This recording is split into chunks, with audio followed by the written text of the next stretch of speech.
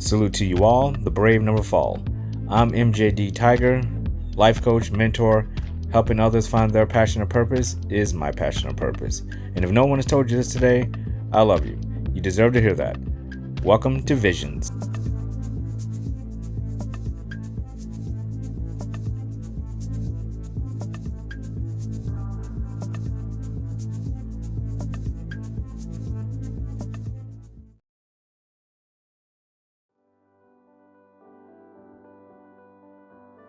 Just imagine how it would feel when you stop limiting yourself and you start creating your own success.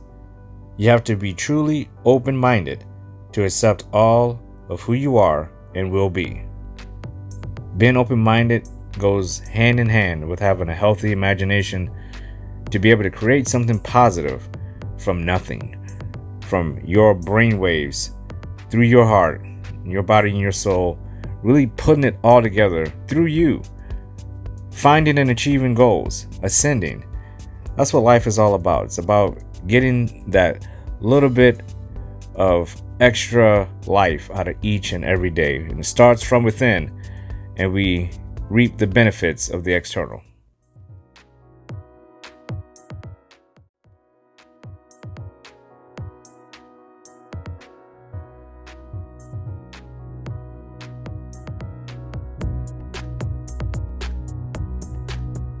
The book recommendation I would love to share for you today is Be Water, My Friend, The Teachings of Bruce Lee by his daughter, Shannon Lee. Bruce Lee, without a doubt, is one of the most influential people in my life, who is my unofficial mentor. He is, to me, and to a lot of people, more of a philosopher than what he's actually known for, which is a movie star and a martial artist and the creator of Jeet Kune Do. He is a person who has a deep mind. He has a flawed heart and soul. He'll be the first one to admit that. The challenges he had to overcome in life, the things that he did in his short life on this earth are all in this book. And to get a behind the scenes look at it from his daughter and from all the people who really knew him, you get to see Bruce Lee in a different light. And if you're into philosophy and how a man can turn himself into so many different versions of himself, I highly recommend this book.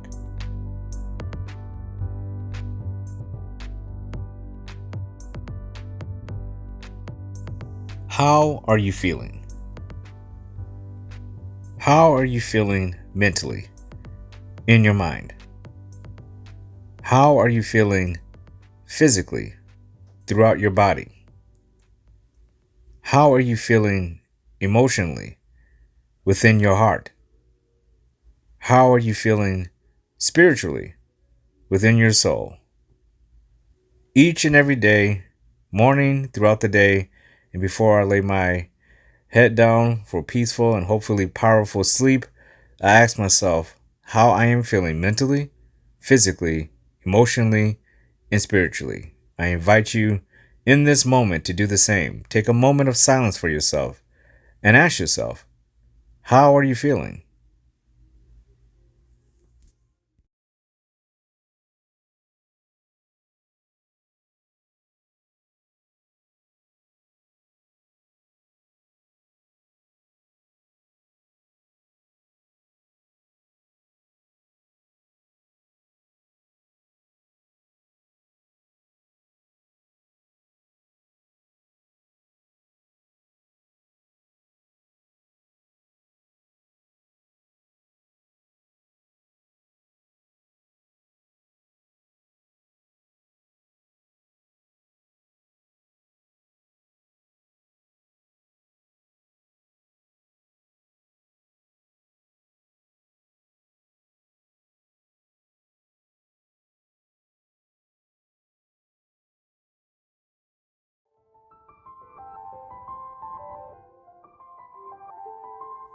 You are leading by example. In order to lead others, we have to lead ourselves, and we have to lead through integrity. When people aren't looking, what are we doing? What are we saying? Do our actions reflect our words, and vice versa? It's about being a complete, genuine person. And we can only do that through integrity, through leading by example. You are.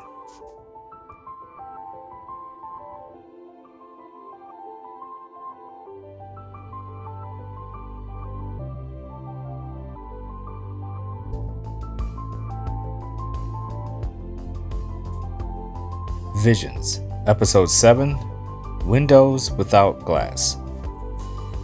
I've talked about, especially in this Visions series, about the grass being greener on the other side. And knowing when there is more to be acquired and when to be satisfied with what we have. And that doesn't mean we're satisfied and we can't change anything or evolve. That just means there's more room to grow, but we have to appreciate what we have in the moment. We have to appreciate and understand what we have around us and who we have around us. And the things that serve us positively are those things that we are actually not taking for granted. Do we feel like the things in our life, the places in our life, the people in our life, they're here because we're entitled to them, or because we have the unbelievable blessings that this world and the people around us have given us, and we are doing something with it? We're not getting rid of things just because we can and there may be something better. We are only using our right to jettison a person, place, or thing because they truly don't serve us. But we have to be doing the things for ourselves to be able to justify that. It's hard to justify getting rid of a person, place, or thing when we are imperfect beings. There's a saying of man perfectly imperfect. We can't expect perfection out of people, places, and things if we are clearly and self-admittedly not perfect. I came up with this vision in my head, lack of a better word, of imagination is a big thing for me. And getting inside of your head and being able to create things that may or may not ever materialize in reality. When we talk about manifesting things all the time, that's a healthy practice. You envision scenarios and relationships and acquiring assets that you don't have right now, or you have and you want to make better and build upon. We have to create that in our minds through our imagination, and only then do we have the clarity to be able to make this a reality. And I started thinking, if you're thinking in terms of blueprints, if you're going to build a house, there's a point where that house is being erected and there are no glass in those windows. It's just a frame. And even when those windows are in, they can be broken, they can be taken out and replaced. The point of the windows without glass concept that I had in my mind was that when you think about having a home, an apartment, or anything, a vehicle, and there's no glass around the frame, what's the first thing, and using your imagination, what's the first thing you think of when there's no glass? Now, for me, if you're like me, you're thinking anything can get in. Anything can get in. You know, I mean, a bird could fly in, insects can get in there, someone can climb inside of your personal space and do whatever. But we're not thinking of what can get out. And that's the other challenge. It's not necessarily about what can get in, it's what can get out, including ourselves. There's a balance. It's not either or, it's both. If you have a window frame with no glass, things can get in and things can get out. People can get in, people can get out. And the true question is, why does the frame have no glass? What purpose does that frame have if there is no glass? But you could say, well, does it need a purpose? Why can't I have an open space with no glass? Who says you can't? Maybe you're fine with that. There's plenty of homes in nice areas where there are no glass. Maybe they just have a screen up. What's the point of a screen, though? It has a purpose. It's to keep things out and in. It's not glass, but it serves a purpose. It's a similar purpose, but they're two different things. And the whole point I was making with the windows without glass theory is that it ties into who we are. We are all individuals who either have glass up or a screen up in our frames, or we do not. Now, we can take the glass or screen in and out and be vulnerable and allow things to get out of ourselves and accept the fact that things will get in because we are not protected with our boundary, which will be our glass or our screen. And our personal boundaries are important. They're important to us, but we don't have to have rules around it where we say, well, I can only let things out, or I can only let things in. I can only let people out, or I can only let people in. We can do both. It's not so much that we can do it, it's why are we doing it and when should we do it? Now, the why is very interesting because that would tie into core principles and boundaries. Why would you want to have a window that can be easily taken in and out and you can leave yourself vulnerable for these things to get in and out of your life? Why would you want to do that? Again, if you're anything like me, it's because you want the opportunity to grow. It's open-minded. Open-minded. You can't grow or interact with certain things if there's always a barrier up. It's hard to be open-minded when you always have a barrier. You never open up the window and at least put a screen up to allow the interior of yourself to breathe, get some air, get stuffy in there. It's a nice day. Open up the window. Allow some new, fresh air to get within. That is the whole point of windows without glass. You are the windows without glass. I am. We are. The whole point is not to be so close-minded that we cannot get past the hurdle of our own stuffiness, of our own personal cages that we have for ourselves that have no windows at all, no doors, no air system at all. It's just an enclosed, stuffy, humid, disgusting room that can be turned into whatever we want it to be. If we want to add windows in, or we want to add some air infiltration system, or whatever we got to do, we just don't want to turn into a nasty, dark, stuffy, damp, humid, smelly room. We need some fresh air. That's why people go crazy in spring cleaning. You get to finally open up the windows after the winter. We finally get to let some different smells come into our homes. We get to hear the birds and the insects come alive again. We get to look out the window and see those trees start to fill out. And that's what it's all about. And that's what we're like. From time to time, and for me, quite often, I have to open up the windows within myself to allow new things to get in, to let my soul breathe, to look at different points of view. What's very critical in life is that we're not so close-minded where we're not allowing new things and new ideas and new perspectives to get in. They always say, well, there's two sides to every story. And there is. It's the same like that with everything. There's people out there who think and will go to their grave believing they know everything.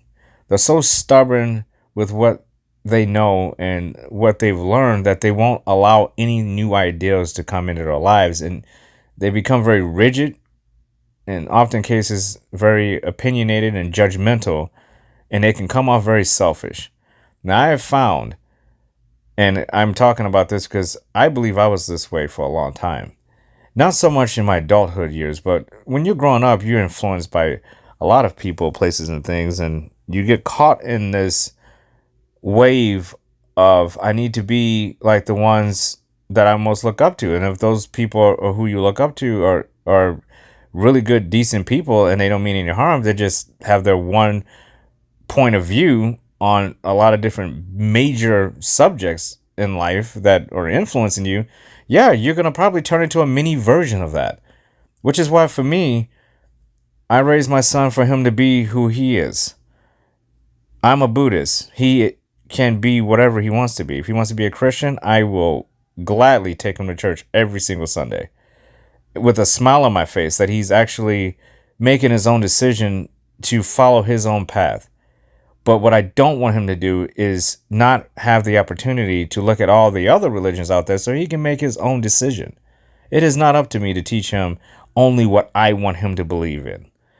And that's just a religious thing. Everybody has their ways they want to go about that, and that's to each his own. We don't have the right to tell somebody what they should believe in. We certainly wouldn't want someone telling us and judging us about who we are and what we believe in.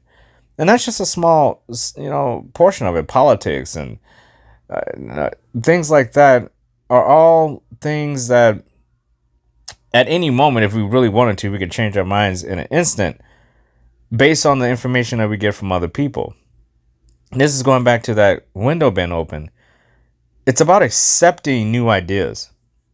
It's about accepting new concepts and hearing with true empathy new arguments and ideas on things that we have been stuck in cement all the way up to our waist, steadfast on, can't change this idea.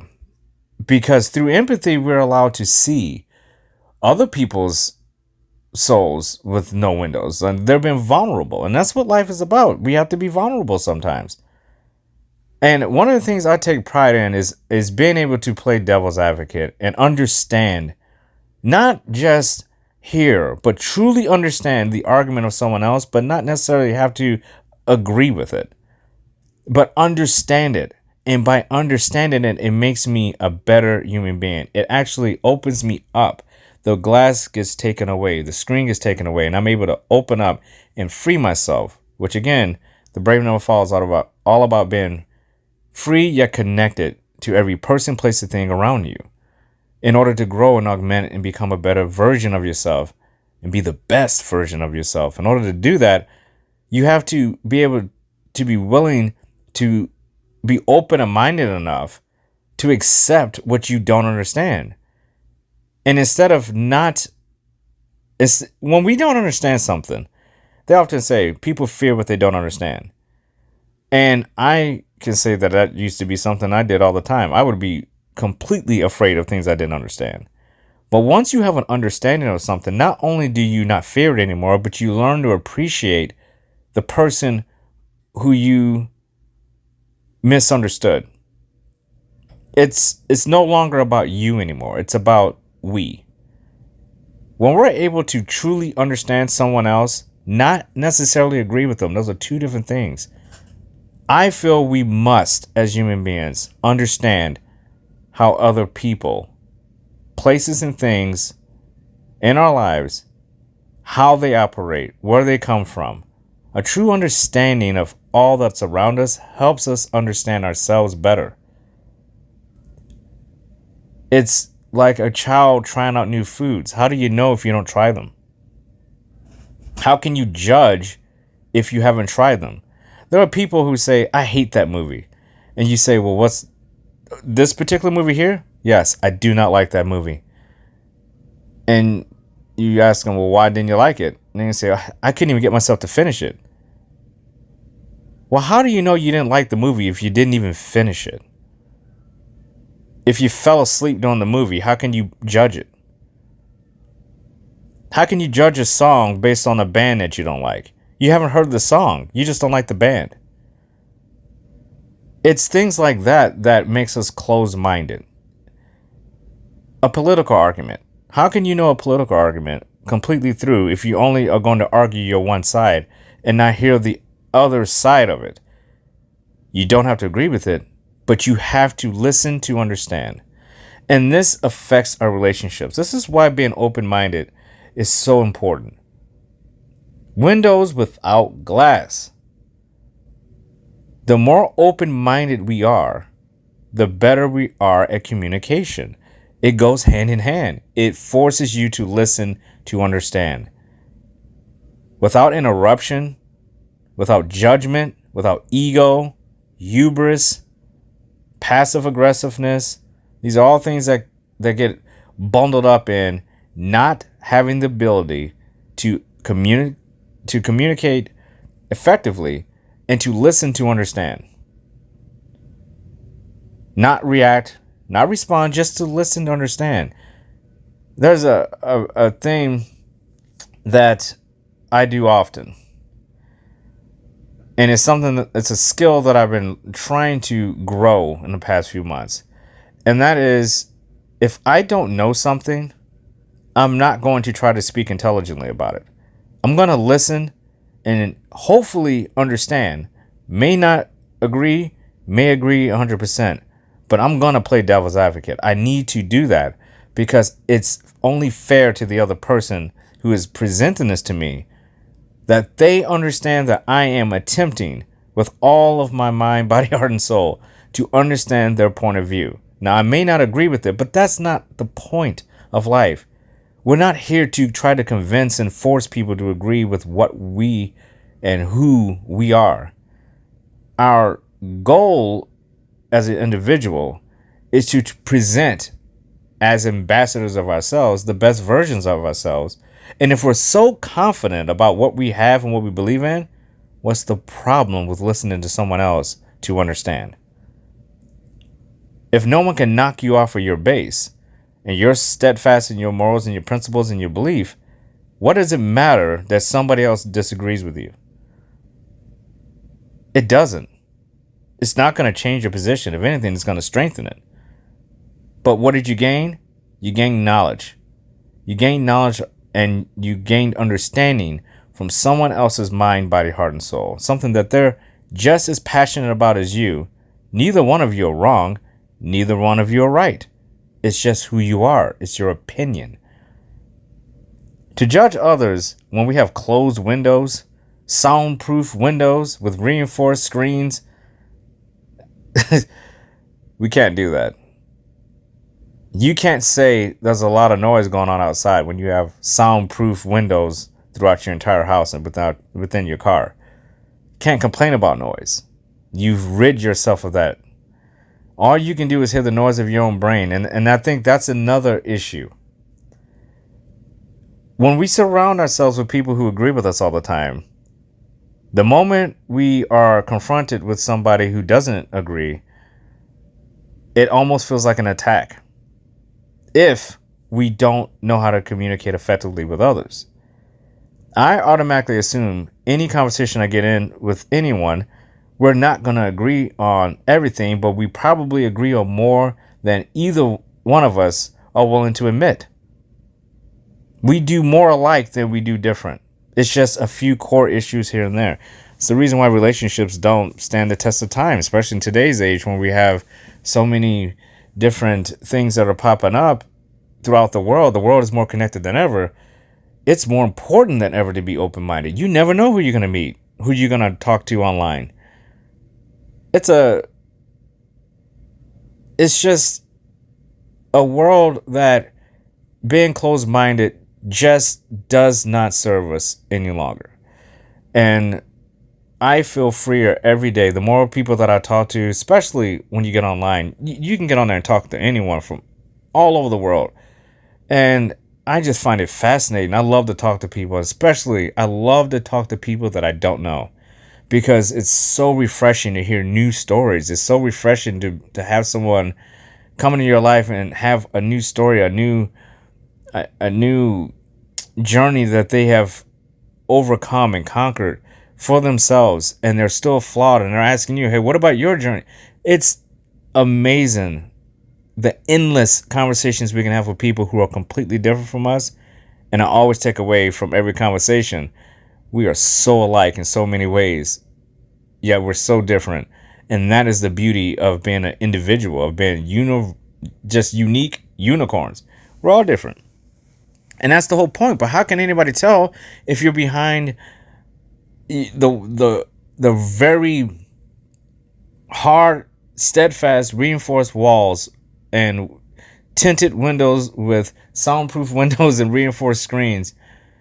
How can anybody interact with you when you're that closed off? You're drawing the curtains. You are locking the doors. You don't want anyone to get in. A lot of people ask, what the hell are you hiding? What are you so closed up for? What are you protecting? And they would be right. No one says, like, I'm an introvert and extrovert. And I love that because I get the best of both worlds. I have no problem with being by myself, but I'm also a very social person. I love to talk to people, but I love my alone time as well. But I balance those things very well. And the people that I allow in my life, my very small circle of friends and my men's group, all the people that I have in my life all serve in that same way to others. They are people who are out here being devil's advocate. They know they're good. They know their morals, their boundaries, and their principles, and they don't get butt hurt. They don't get offended because somebody doesn't agree with them. They are eager for new information, new points of view with the things that they are already hardened with as far as reinforced boundaries within themselves. They are hardened with what they believe in, but they are very soft in what they can be influenced by, meaning they don't mind learning something new and maybe jettison something that is old, toxic. Maybe it's something that we look at every day and we don't see it the same way that we used to, and it needs to go at this point. The only way we can really see that sometimes if we're around people, places, and things that allow us to continue to grow and to be able to adapt and make those changes. We always talk about blueprints and being able to go back to the drawing board and say, okay, let's chart a new course here. Let's make some adjustments. Let's make this corner of the chart better. It used to be awesome. It's getting old and outdated.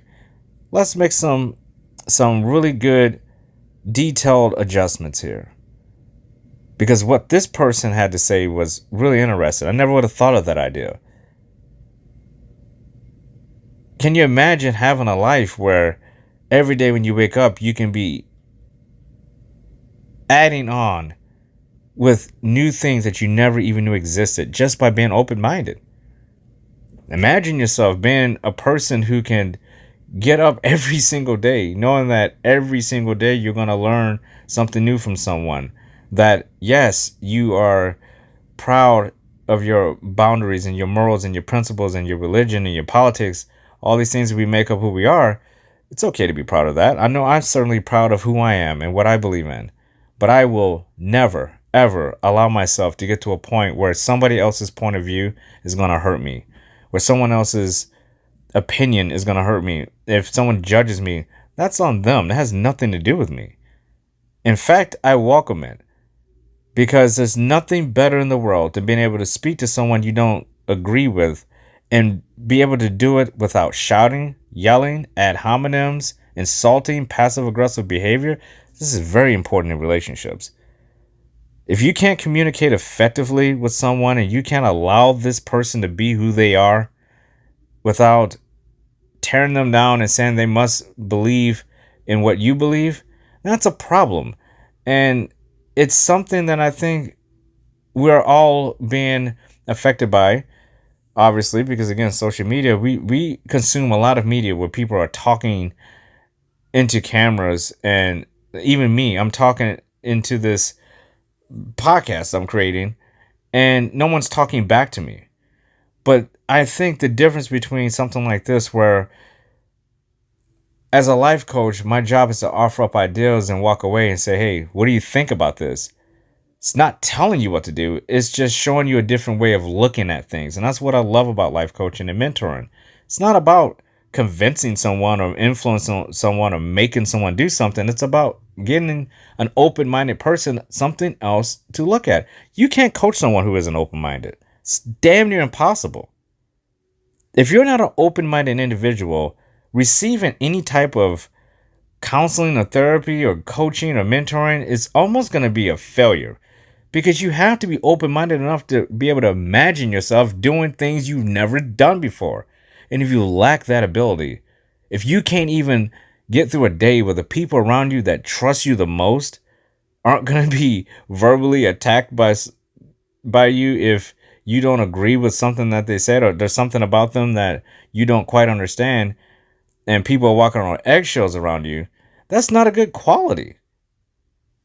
And we're all guilty of this. Every single one of us are guilty of this. We have all done it in our lives. We have all walked around believing we know best.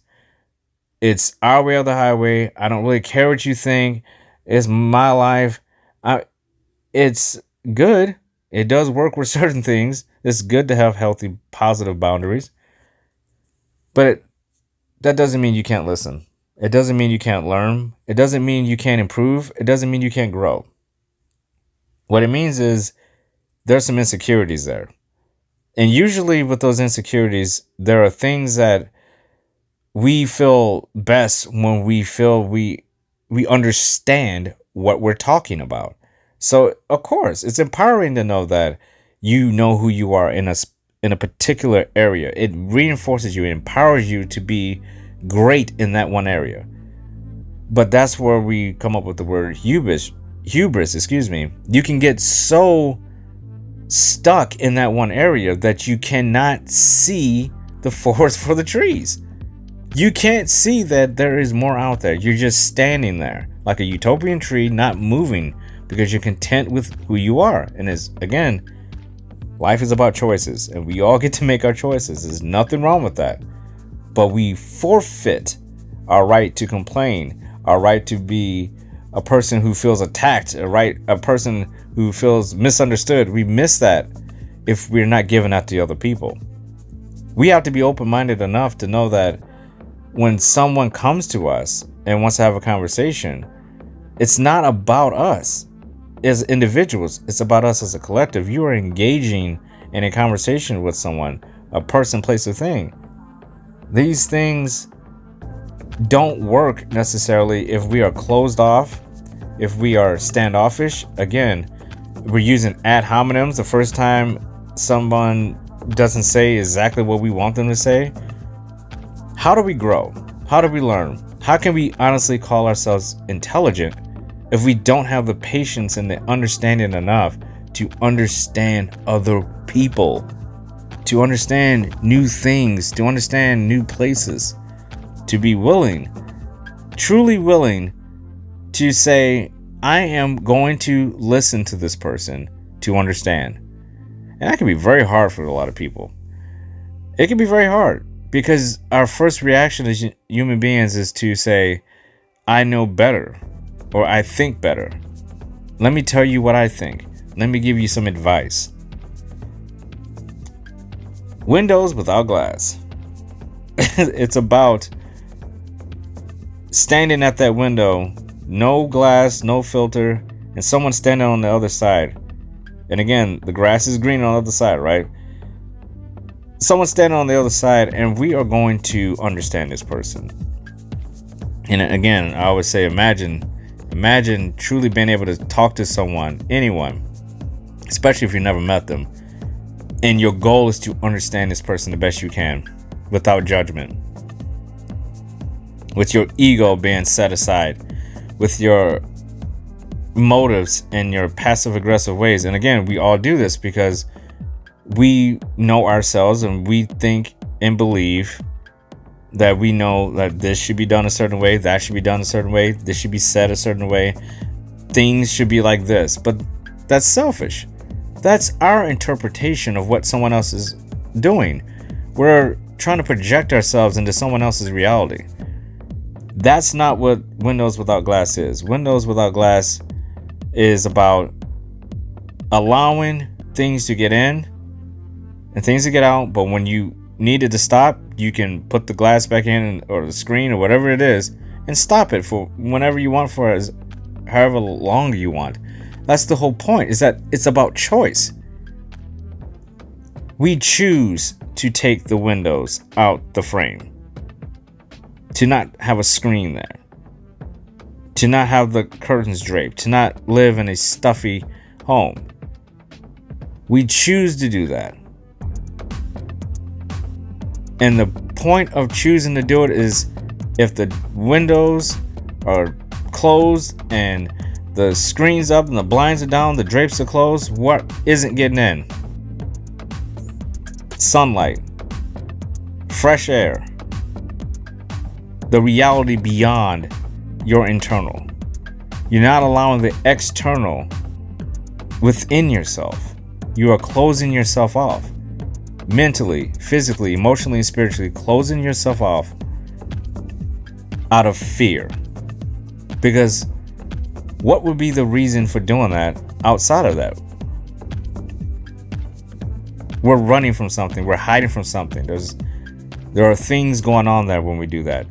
And I know for a fact when I went through my depression, that was what I used to do. I would close everything off. Darken everything. Close everything off. Lock everything down. Barriers. Moats. Anything I can do to protect my castle.